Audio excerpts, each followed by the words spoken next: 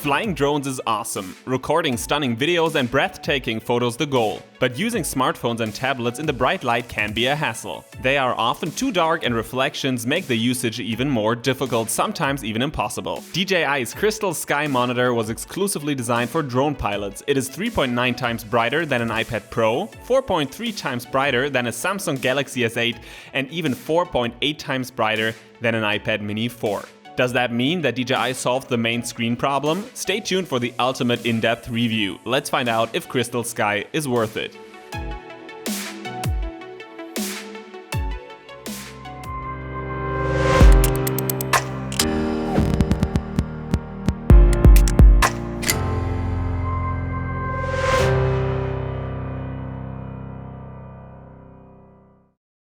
Before we deep dive into the actual review, a few more words on the 3 different models of CrystalSky that are available so that you can choose the perfect one for your needs. First of all, 3 models are available: a beginner's model, a mid-class model, the one that I'm reviewing, and a pro-class model. There are some basic differences that I need to cover. The beginner's model has the smallest screen, 5 inches only, while the mid-class and pro-class model both have a 7.85-inch screen. So meaning that they're a lot larger. Next to that, the maximum brightness really depends on the model again, while the beginners and the mid-class model both have a maximum brightness of 1000 nits, which is already pretty superb compared to smartphones, for example. The pro-class model has 2000 nits, meaning that it is twice as bright as the mid-class and the beginner model. Next to that, there is a final difference between those 3 monitors, and that is the capacity of the inbuilt hard disk drive. The beginner's version has 32 gigabytes, the mid-class model 64, and the pro-class model 128 gigabytes. Let's get the review started. CrystalSky measures 20.8 by 14.7 by 1.7 centimeters without a battery installed, while it has a screen size of 7.85 inches. It weighs approximately 425 grams. It has a total resolution of 2048 by 1536 pixels and a brightness of either 1000 or 2000 nits depending on the model. An iPhone 6, for instance, has a maximum brightness of approximately 500 nits only. The monitor's build quality is valuable from the top to the bottom. The housing is made out of durable and nicely looking industrial plastic. Most normal field monitors are made out of standard plastic only, being way less resistant. The multi-point sensitive touchscreen uses the IPS technology. IPS screens are more expensive than normal TN screens because they're brighter, deliver more realistic colors, heat up less, and because the image looks natural and not blurred even when watching the screen from the side or any other than the frontal perspective. Next to that, hidden inside the housing, DJI installed a gyroscope, a compass, a GPS and a GLONASS module, a hard disk drive, next to that a speaker, a light sensitivity sensor and a microphone. The monitor is filled with high-tech. CrystalSky can be used with several drone models. The DJI Phantom 3 Professional and Advanced are compatible, just as the Phantom 4 series, the Osmo, the Mavic Pro, the Inspire series and the Matrice drone. Less is more might have been the designer's motto, and they implemented it nicely. We at the front find no disturbing buttons, logos, cables, no holes for attachments, and no large printings. All ports, screw holes, and buttons were placed unobtrusively to the sides of the monitor, while the external battery sits at the back. From now on, and this is great news, you won't need an extra cable to connect your monitor to the remote controller anymore, as the built-in one runs right through the holder. No more installing or changing cables, no more looking for compatible lightning cables, no more protecting them from being unplugged in flight. And talking about the monitor holder, the installation only takes a single minute and nothing but a flat screwdriver is required. A tiny handle allows the operator to remove the monitor within seconds at any time. A well thought through solution with a single disadvantage only: the holder has to be purchased separately and is not included. Links pointing at the different monitor brackets for the Phantom, the Mavic, the Inspire and the Osmo series can be found in the description below this video.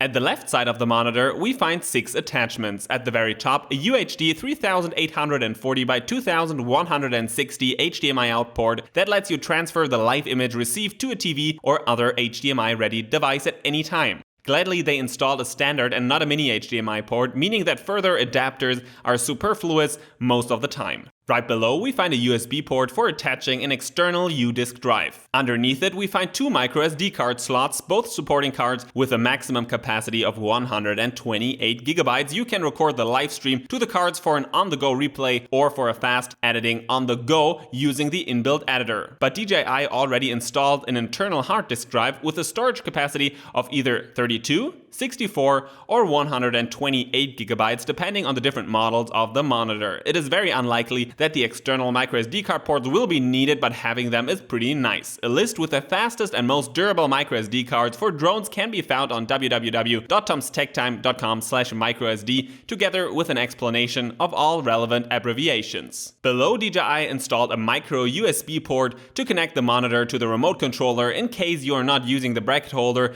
or to attach the monitor to the computer for firmware updates using the DJI Assistant 2 software. We at the bottom find a headphone jack, which is always pretty nice to have. At the bottom of the housing, DJI installed a USB Type-C port that connects the monitor with the holder and the holder with the remote controller.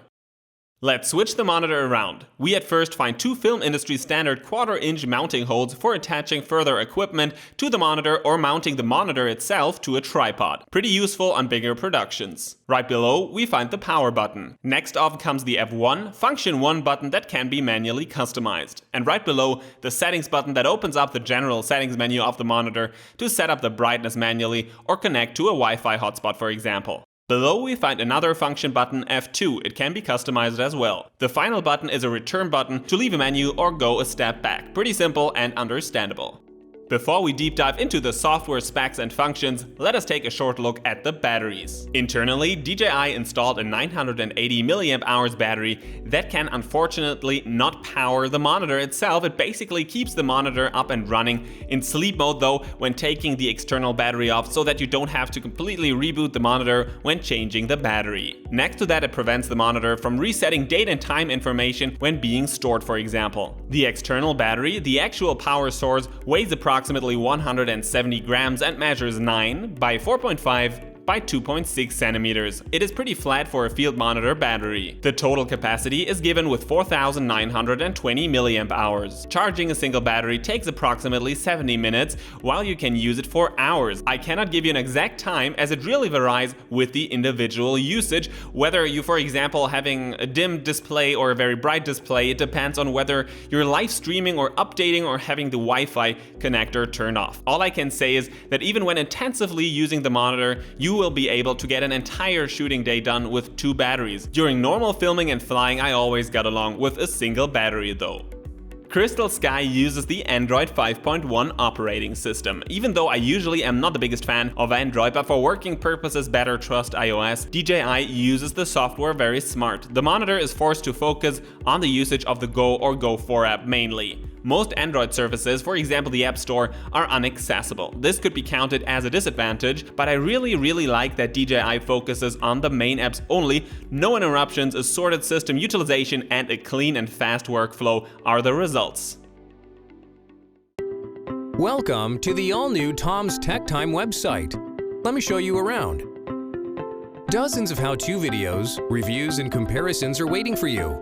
All categorized, all free, all ready to watch. At tomstechtime.com, you're only one click away from our highly viewed segment, The Drone Film School. There you can find video lessons, buyer's guides, and many filmmaking templates. Don't own a drone yet? Click the Deals page and find the hottest offers on the web. And if you already have a drone, enhance its capabilities with the most highly recommended accessories for filmmaking, safety, and a better flying experience. tomstechtime.com, teaching the world how to fly drones.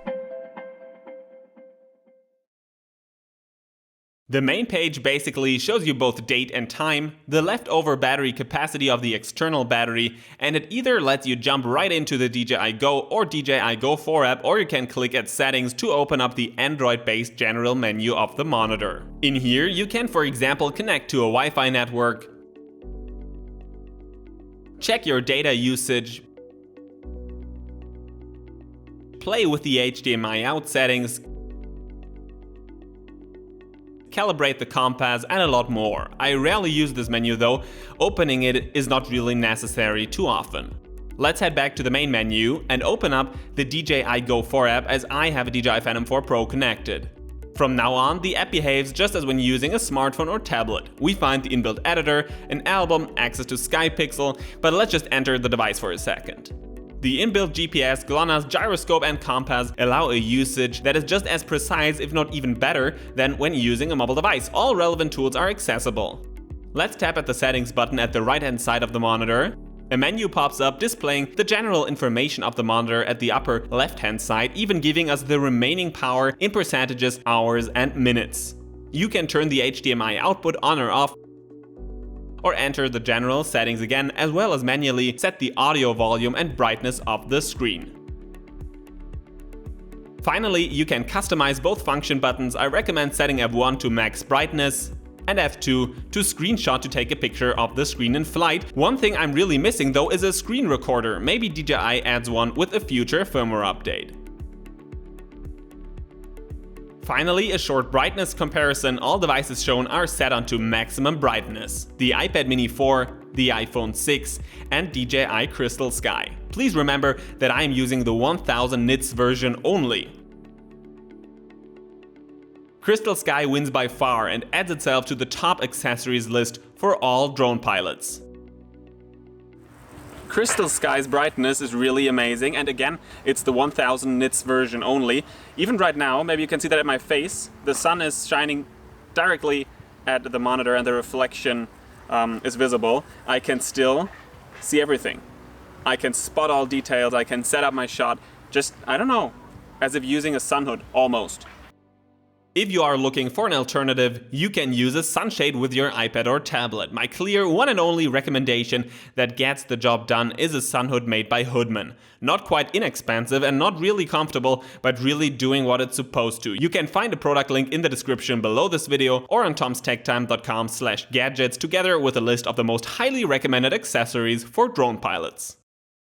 Let's now come to a final conclusion. The cons go first. The monitor only lets you connect drones. It would have been too awesome if normal devices such as DSLRs, mirrorless cameras, etc. could have been connected as well. It would have been a game changer for DJI sales numbers for sure as well, as filmmaking is such a huge market and good monitors a rarity. I'm speaking from experience. Next to that, I think that DJI should include a monitor bracket for free. A screen recorder would have been awesome for enthusiasts and professionals, as well as a SIM card slot for immediate live streaming without the need of being connected to either a normal Wi-Fi network or a mobile Wi-Fi hotspot. How about the advantages? The brightness is incredible. I won't ever use a normal mobile device again if I don't have to. Seeing everything, every freaking tiny detail, even at noon, with the sun giving its very best to cause reflections and letting normal displays suffer is just insane. The 1000 nits version is amazing, and the 2000 nits model has to be just incredible. I didn't test it yet, but it has to be awesome. Twice as bright as the one that I was testing. Does it sound like I'm cherishing the monitor? Maybe I am, but I have been using sun hoods for years and I'm a bit tired of them. I'm tired of carrying them around. I'm tired of always sticking my head right at it. I am tired of not being able to freely tap at the touch screen as the sun hood itself is in the way all the time. I'm tired of the iPads giving up as the heat always inside the sun hoods